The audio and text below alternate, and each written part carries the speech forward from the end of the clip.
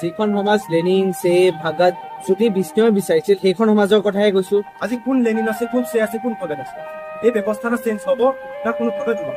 চব আৰে কিনো পাতি আছো তহঁতে? পঢ়িব আহিছো, পঢ়িম, চাকৰি কৰিম, বিয়া পাতিম, ঘৰ বনাম, বাছ চিম্পল। পলিটিক্সৰ কথা পতা যদি মই যাওঁ ভাই। আৰে বনা তই যে চাকৰিৰ কথা কৈ আছ, এইখন অসমতো ৩৫ লাখ নিবনুৱা আছে, তাকো ৰেজিষ্টাৰ্ড হয়।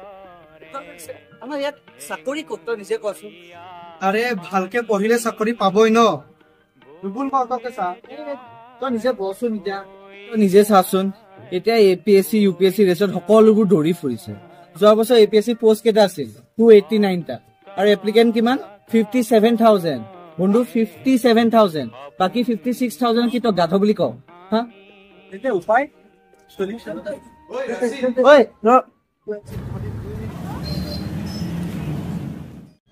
লক্ষ যদি দিগন্ত শিল্পী হে তোমার,